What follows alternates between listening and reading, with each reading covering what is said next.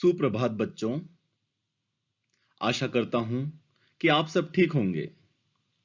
आज के सत्र में हम क्रिया, जिसे कि संस्कृत में धातु कहते हैं, उससे परिचित होंगे और लट लकार को जानेंगे। तो चलिए आगे बढ़ते हैं।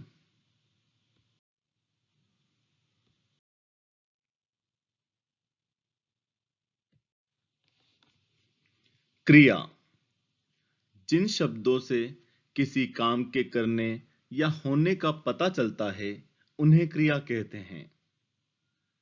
जैसे कि इंग्लिश में हम जानते हैं, all the action words are known as verbs. उदाहरण के तौर पर बालकः पठति, यहां पर पठति शब्द को अंडरलाइन किया गया है।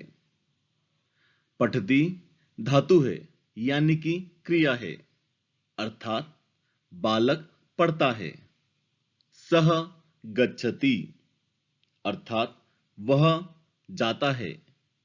इस वाक्य में जाना क्रिया है, इसलिए गच्छति पर अंडरलाइन किया गया है। अहम हसामि, अर्थात मैं हंसता हूं। इस वाक्य में हसामि पर अंडरलाइन किया गया है, अर्थात हंसता हूं क्रिया है। तो चलिए जानते हैं। धातु क्रिया के मूल रूप को धातु कहते हैं। जैसे कि ऊपर के वाक्यों में पठ, गम गच्छ और हस धातुएं हैं। पुरुष संस्कृत में सर्वनाम शब्दों की तरह क्रिया के भी 3 पुरुष और 3 वचन होते हैं। लकार संस्कृत भाषा में काल को ही लकार कहते हैं, जिसे इंग्लिश में हम टेंस के नाम से जानते हैं। संस्कृत भाषा में प्रमुख 5 लकार होते हैं। पहला लकार लट लकार, अर्थात वर्तमान काल। बच्चों, आज हम लट लकार पर ही चर्चा करेंगे। दूसरा लकार लृट लकार, अर्थात भविष्य काल। तीसरा लकार लंग लकार, अर्थात भूतकाल। चौथा लकार लोट लकार, अर्थात आज्ञा देने वाला। पांचवा लकार विधिलिंग लकार, अर्थात चाहिए के अर्थ में। क्रिया का पुरुष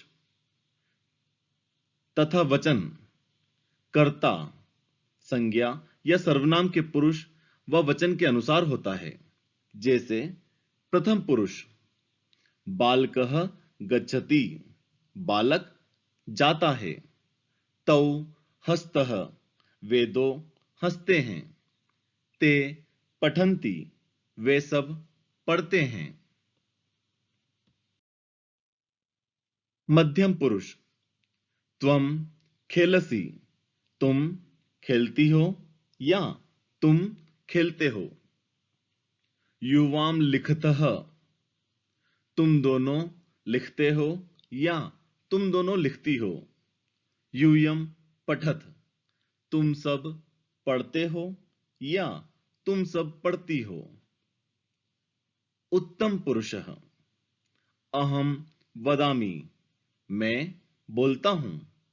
आवाम गच्छावः, हम दो जाते हैं। वयम हसामः, हम सब हंसती हैं या हम सब हंसते हैं। अब एक विशेष टिप्पणी। कर्ता यानी कि संज्ञा या सर्वनाम के लिंग के कारण क्रिया में कोई परिवर्तन नहीं होता।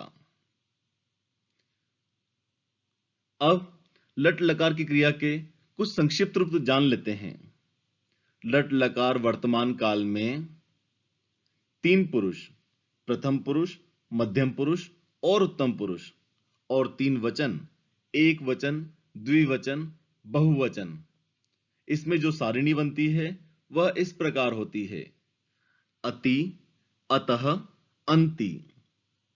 मध्यम पुरुष में असि, अथः, अथ। उत्तम पुरुष में आमि, आवह, आमह। चलिए पठ धातु के लट लकार के रूप जानते हैं। प्रथम पुरुष पठति, अर्थात पठ प्लस अति। पठतः अर्थात पठ प्लस अतः। पठन्ति अर्थात पठ प्लस अन्ति। मध्यम पुरुष पठसि अर्थात पठ प्लस असि। पठथः अर्थात पठ प्लस अथः। पठथ अर्थात पठ प्लस अथ। उत्तम पुरुष पठामि अर्थात पठ प्लस आमि। पठावः पठ प्लस आवः। पठामः अर्थात पठ प्लस आमः। अब दूसरे उदाहरण से समझते हैं। बालकः पठति, पठ प्लस अति अर्थात एक बालक पढ़ता है। बालकौ पठतः, पठ प्लस अतः अर्थात दो बालक पढ़ते हैं। बालकाः पठन्ति, पठ प्लस अन्ति अर्थात बहुत से बालक पढ़ते हैं। दिए गए लट लकार के संक्षिप्त रूपों का हम किसी भी धातु के साथ प्रयोग करके उसके लट लकार के रूप बना सकते हैं। जैसे धाव प्लस अति बराबर धावती अर्थात दौड़ता है। लिख प्लस अति बराबर लिखसी लिखती अर्थात लिखता है। हस प्लस अति बराबर हंसती अर्थात हंसता है। वद प्लस अति बराबर वदती अर्थात बोलता है। और अब कुछ प्रमुख धातुओं के लट लकार प्रथम पुरुष के रूप।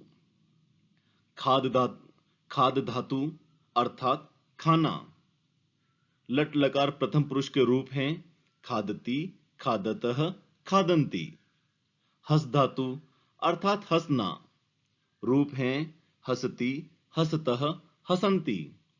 वद धातु अर्थात बोलना। रूप हैं वदती, वदतः, वदन्ति।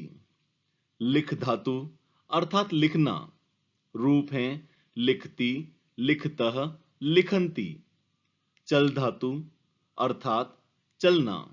रूप हैं चलती, चलतः, चलन्ति। नम धातु अर्थात नमस्कार करना या प्रणाम करना। रूप हैं नमति, नमतः, नमन्ति। धाव धातु अर्थात दौड़ना। रूप हैं धावती, धावतः, धावन्ति। पच धातु अर्थात पकाना। रूप हैं पचती, पचतः, पचन्ति। रक्ष धातु अर्थात रक्षा करना। रूप हैं रक्षति, रक्षतः, रक्षन्ति। स्पृश धातु अर्थात छूना। रूप हैं स्पृशति, स्पृशतः, स्पृशन्ति। तो बच्चों, इसका अच्छी तरह से उच्चारण करके इन्हें कंठस्थ याद करना और इनकी बार बार प्रैक्टिस करते रहना। यदि कोई भी शंका या दुविधा हो तो नीचे कमेंट बॉक्स में कमेंट करके अपनी दुविधा पूछें। हम पूरी तरह से आपकी मदद के लिए तैयार हैं। धन्यवाद।